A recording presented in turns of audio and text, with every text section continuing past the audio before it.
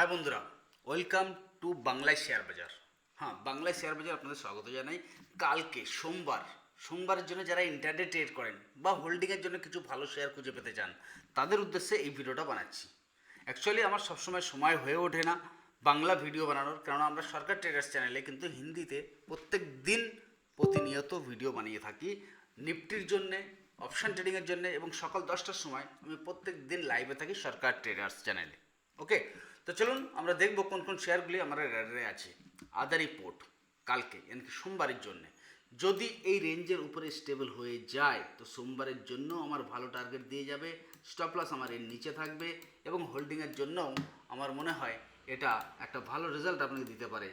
চার্টটা দেখে নিন, stop loss হোল্ডিংয়ের জন্য আপনার থাকবে এই গ্রিন ক্যান্ডেলের নিচে। ওকে, দ্বিতীয় স্টক আমার আসছে পাওয়ার গ্রিড। দেখুন চার্টগুলো দেখুন, যারা টেকনিক্যাল বোঝেন তাদের কাছে কিন্তু চার্টগুলো খুব ইন্টারেস্টিং। ওকে, যে 310-এর উপরে, এর উপরে যদি 5 মিনিট ওয়েট করে যায়, সেই 5 মিনিটের উপরে আমি বাইং করব, এর নিচে আমার এসএল থাকবে। ইন্টারডে ট্রেডিংয়ের জন্য সবথেকে ইম্পর্টেন্ট হচ্ছে এসএল। ঠিক আছে, ইন্টারডে ট্রেডিংয়ের জন্য সবথেকে ইম্পর্টেন্ট হচ্ছে এসএল। এবং আমাদের যে অফলাইন ক্লাস, অনলাইন ক্লাস, তার মাধ্যম দিয়ে আমরা কিন্তু কন্টিনিউ এই জিনিসগুলো পারফেক্টভাবে প্রাইস অ্যাকশন এবং ইন্ডিকেটর বেসে মাল্টিপল সেট আপ আপনাদেরকে বুঝিয়ে এবং ট্রেড করিয়ে ইন্টারডেতে প্রফিট করিয়ে দেখাই। ওকে, তো সেকেন্ড স্টক আসছে আমার পাওয়ার গ্রিড। যদি আপনি এর 15 মিনিট চার্ট দেখেন তাহলে বুঝতে পারবেন, যদি আপনি অন ডে চার্ট দেখেন তাহলে বুঝতে পারবেন। আশা করছি আমার সমস্ত স্টুডেন্টরা কিন্তু খুব ভালোভাবে বুঝতে পারছেন যে এই স্টকটাকে আমরা এখানে কেন বাই করব, কতটা টার্গেট হবে এবং সেকেন্ড টার্গেট কোথায় থাকবে, থার্ড টার্গেট কোথায় থাকবে। হোল্ডিং পারপাস আপনার থার্ড টার্গেট হিসেবে কিন্তু ভালো মোমেন্টাম দেবে, এটুকু জেনে নিন। ওকে, এবং নেক্সট আসছে আমি পিএফসিতে কন্টিনিউ একটা খুব ভালো মোমেন্টাম আমি দেখেছি গত কয়েক মাসে 100 টাকার শেয়ার কিন্তু 500 টাকা এসে পৌঁছেছে। এখনও এই স্টকটার গতিবিধি রোকা যায়নি, মানে কি মোমেন্টাম এখন কিন্তু রোকা যায়নি। তো এই স্টকটা আবার যদি এই লেভেলের ওপরে, মানে কি 490-এর ওপরে যদি স্টেবল করতে থাকে, চলতে থাকে, তাহলে এতে আবার একটা শর্ট টার্ম সুইং আমরা দেখতে পাবো 520-র দিকে।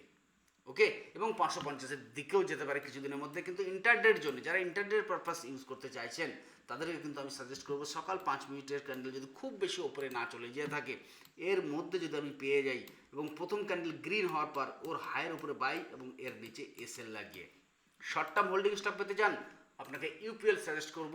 যদি কিনা 547-547-এর উপরে স্টেবল হয়ে যায়, একদিন ক্লোজিং দিয়ে দেয়, তাহলে কিন্তু এখান থেকে আমি একটা ভালো মোমেন্টাম এতে দেখতে পাবো।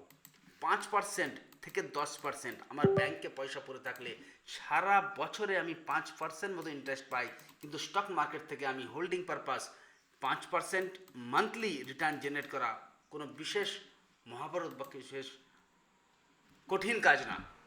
তো শেয়ার মার্কেটকে আমি সবসময় নিজের অভিজ্ঞতার বলে শিখে করার জন্যে সাজেস্ট করি, কোনো সময় অপরে ভরসা করে শেয়ার মার্কেট করার কথা বলি না। তো আশা করছি ছোট্ট ভিডিওর মাধ্যম দিয়ে আপনাকে কালকের জন্য এবং শর্ট টার্ম কিছু স্টকের জন্য আমি গাইড করলাম। ইউপিএল যদি আপনি হোল্ডিং স্টক হিসেবে বেছে নিয়ে থাকেন তাহলে আপনার স্টপ লস থাকবে 500 টাকার নিচে এবং বাইং হবে 547-এর উপরে, স্টেবল 1 ঘন্টা স্টেবল হবে তারপর। ওকে, এবং শর্ট টার্ম টার্গেট আপনার 600 টাকার কাছাকাছিও হতে পারে। আজকের ভিডিওটাই, এই ছোট্ট ভিডিওটা এতটাই। যদি ভালো লেগে থাকে বন্ধুদের সঙ্গে শেয়ার করুন। যে বাংলা চ্যানেলের মধ্যেও এরকম একটা চ্যানেল আছে যারা কিন্তু শুধু কথা বলে না, লাইভ মার্কেটে ট্রেড দেয়। আপনি আমাদের ফ্রি টেলিগ্রাম চ্যানেল জয়েন করতে গেলে ডিসক্রিপশন বক্সে লিঙ্ক আছে, জয়েন করতে পারেন। থ্যাংক ইউ, জয় হিন্দ, জয় ভারত।